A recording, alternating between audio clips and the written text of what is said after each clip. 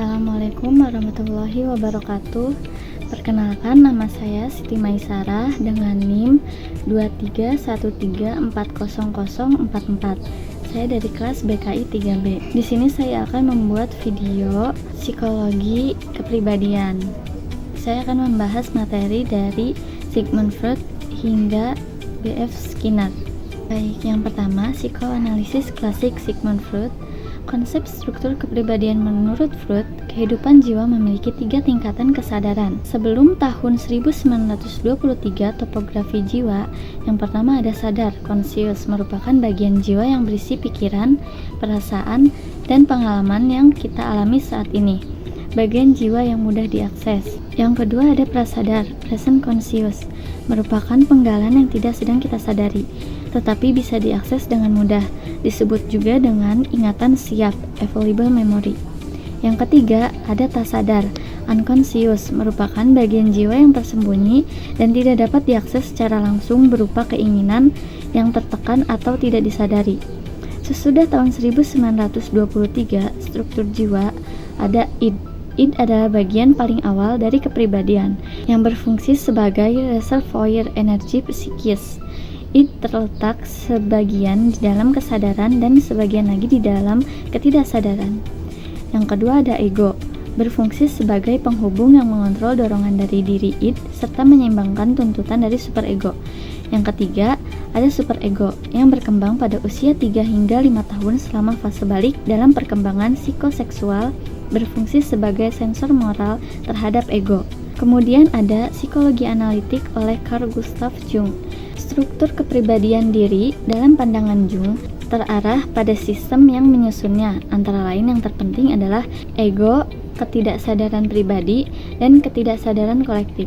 Jung berpendapat bahwa kepribadian tersusun oleh 3 sistem yang beroperasi dalam 3 tingkatan kesadaran, yaitu yang pertama ada ego.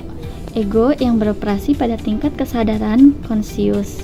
Ego merupakan alam sadar yang dapat muncul pada manusia setiap saat, sejak awal kehidupan. Ego memiliki peran penting, yaitu menyaring dan menentukan persepsi, ingatan, pikiran, dan perasaan yang dapat masuk ke dalam kesadaran. Yang kedua, ada kompleks, yang berorientasi pada tingkat ketidaksadaran pribadi, personal unconscious. Semua pengalaman yang tidak dapat diizinkan masuk ke kesadaran oleh ego akan dimasukkan dalam ketidaksadaran pribadi. Yang ketiga ada archetype yang beroperasi pada tingkat ketidaksadaran kolektif, collective unconscious. Ketidaksadaran kolektif merupakan dasar dari kepribadian individu. Ketidaksadaran kolektif mengatur semua tingkah laku saat ini dan merupakan kekuatan yang paling berpengaruh dalam kepribadian. Kemudian ada psikologi individual oleh Alfred Adler. Perjuangan menjadi sukses atau superior, striving or superiority. Prinsip pertama dari teori Adlerian adalah kekuatan dinamis di balik perilaku manusia adalah berjuang untuk meraih keberhasilan sukses atau superioritas. Pada awalnya, Adler percaya bahwa agresi adalah kekuatan dinamis di balik semua motivasi.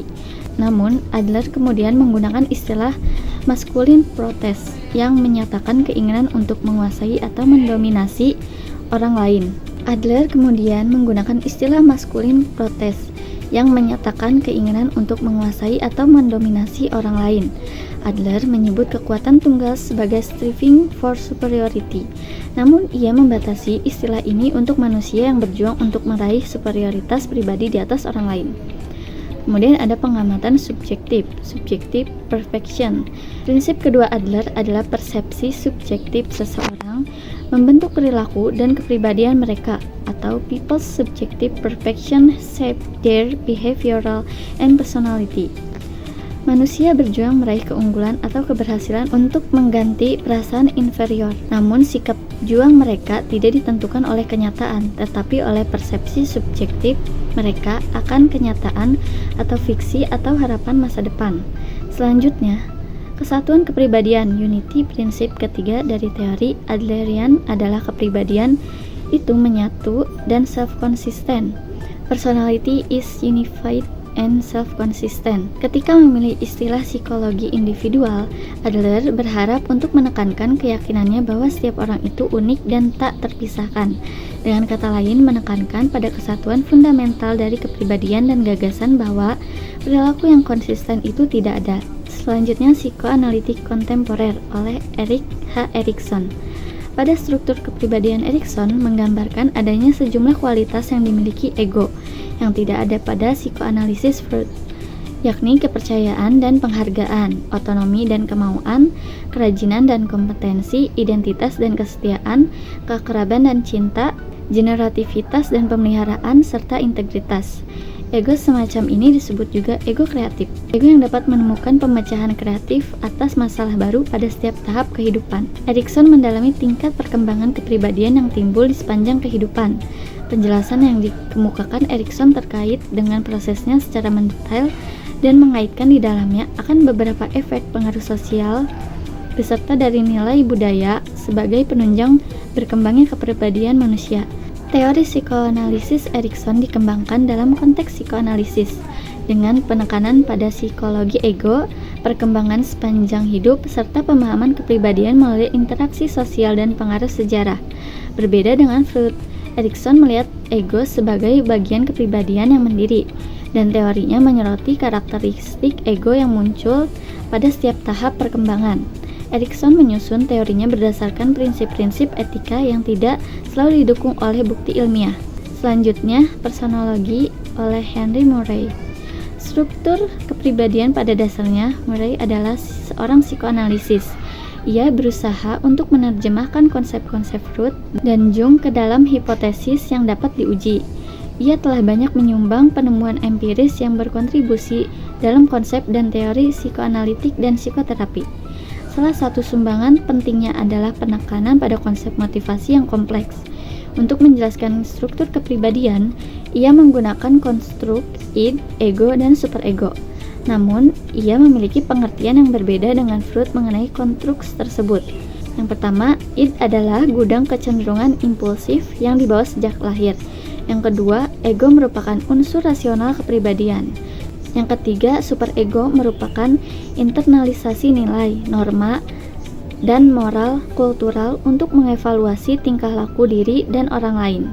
Selanjutnya ada holisme dan humanisme dari Abraham Maslow. Humanisme menekankan adanya kemampuan untuk mengekspresikan martabat dan nilai-nilai kemanusiaan atau aktualisasi diri. Teori ini berpendapat bahwa manusia memiliki potensi untuk tumbuh secara sehat dan kreatif serta bertanggung jawab atas kehidupannya sendiri. Yang pertama, holisme menjelaskan bahwa hidup ada secara keseluruhan, bukan sebagai bagian atau komponen yang terpisah. Yang kedua, menolak riset bintang psikologi humanistik, menekankan perbedaan antara perilaku manusia dan hewan. Yang ketiga, manusia pada dasarnya baik, bukan setan menurut Maslow. Manusia memiliki struktur psikologi yang mirip dengan struktur fisiknya dan memiliki kebutuhan, kemampuan, dan kecenderungan yang ada pada dasarnya bersifat genetik. Yang keempat, potensi kreativitas telah menjadi sifat universal manusia sejak orang lain dilahirkan. Yang kelima, menekankan kesehatan psikologi.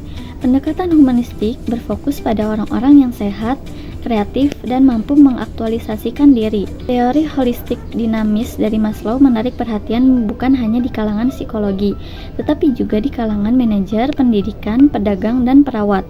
Model kebutuhan hierarkis paling banyak pengaruhnya. Banyak kasus di lingkungan industri dan kekaryawan dapat diselesaikan memakai konsep kebutuhan hierarkis. Selanjutnya ada paradigma traits oleh Gordon Allport. Struktur kepribadian traits adalah kunci dalam mendefinisikan struktur kepribadian menurut Allport. Allport berpendapat bahwasannya pengertian-pengertian kebiasaan, traits, sikap, diri self, dan kepribadian itu masing-masing bermanfaat dan berbeda satu sama lain. Traits menurut Allport adalah sistem mental neuropsikis yang digeneralisasi dan mampu mengarahkan stimulus yang akan menghasilkan perilaku yang adaptif atau ekspresif.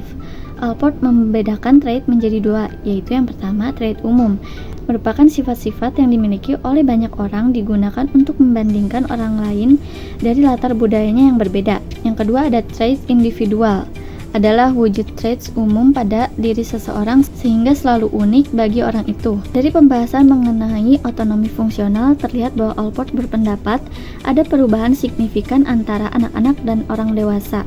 Beberapa orang mungkin berpendapat bahwa Allport mengemukakan dua teori yang berbeda mengenai kepribadian, model motivasi yang sederhana dan biologis yang berfokus pada pengurangan ketegangan, cocok untuk menjelaskan perilaku bayi. Pada masa bayi, Allport memandang bayi yang baru lahir sebagai makhluk hedonitas, primitive drive, dan behavioral.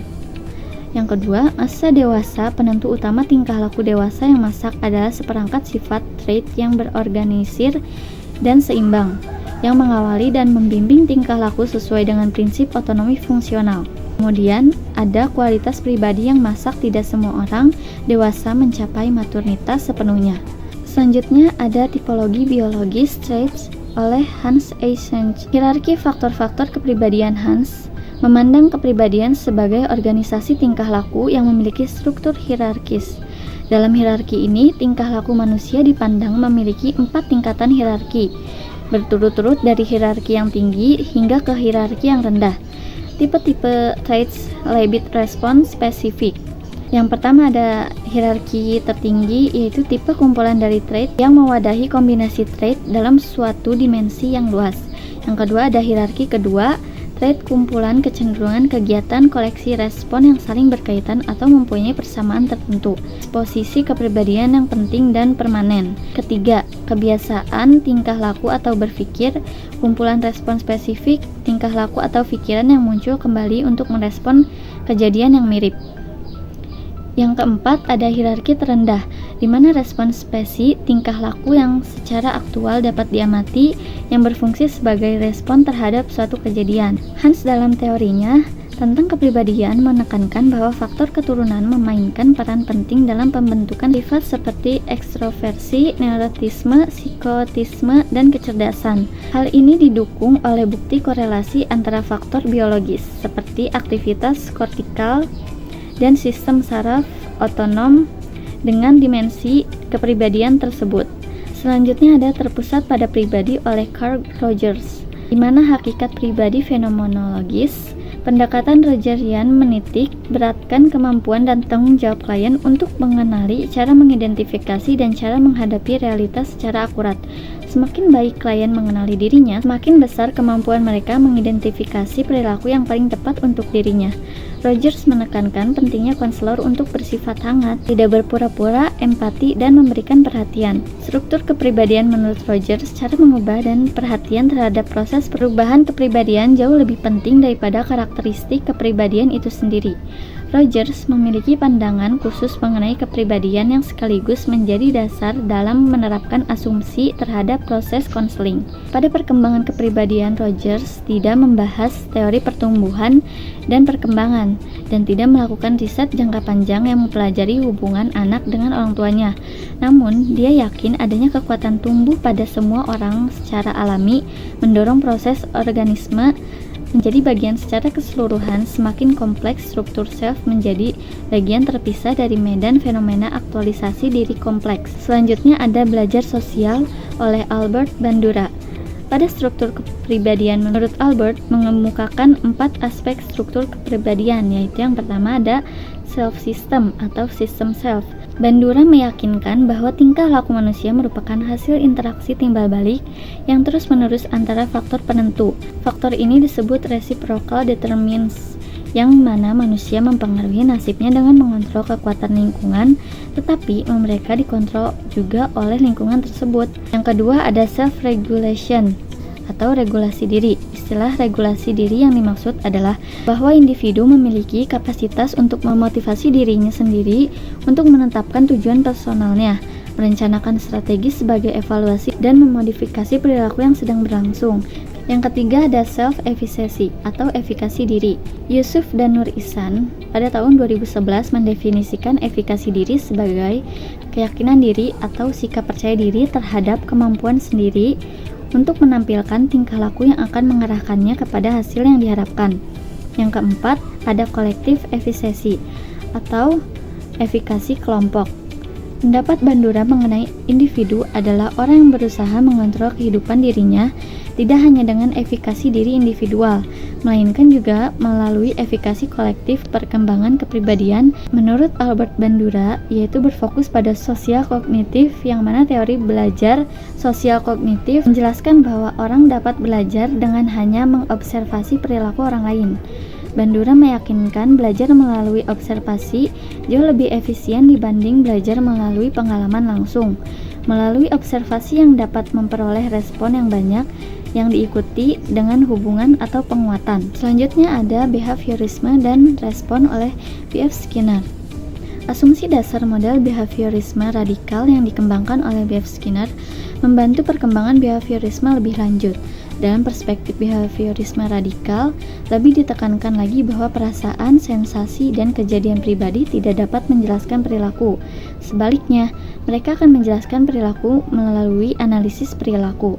Dalam metodologi behaviorisme, disarankan untuk mengabaikan keadaan batin ini karena tidak dapat diakses.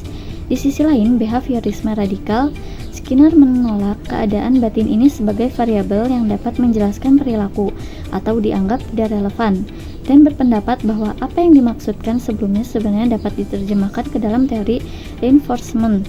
Teori behaviorisme psikologis pada umumnya berpendapat bahwa psikologi harus membatasi diri untuk menjelaskan hubungan antara fitur eksternal yang dilihat oleh seseorang dengan kondisi internal yang tersembunyi. Teori struktur kepribadian B.F. Skinner merupakan suatu teori belajar yang menekankan sesuatu pada perubahan tingkah laku sebagai suatu akibat dari interaksi antara stimulus dan respon yang terjadi. Skinner dalam hal ini kemudian mengembangkan dua teori pengkondisian, yaitu pengkondisian klasik atau yang dikenal sebagai classical conditioning dan pengkondisian operan atau dikenal sebagai operant conditioning. Konsep pengembangan kepribadian menurut Skinner lebih didominasi oleh pengaruh eksternal atau peran lingkungan dalam pembentukan perilaku. Menurut Skinner, prinsip yang menentukan perkembangan tingkah laku di lingkungan objek inanimate dan lingkungan sosial ternyata sama saja. Individu tersebut berinteraksi dengan lingkungannya, menerima reinforcement positif atau negatif dari tingkah lakunya. Respon sosial dari penguatnya terkadang sukar diidentifikasi, tetapi prinsip hukum dasar tingkah laku berlaku sama untuk kedua kasus tersebut. Sekian materi yang dapat saya tampilkan, semoga bermanfaat, kurang lebihnya mohon maaf. Terima kasih. Wassalamualaikum warahmatullahi wabarakatuh.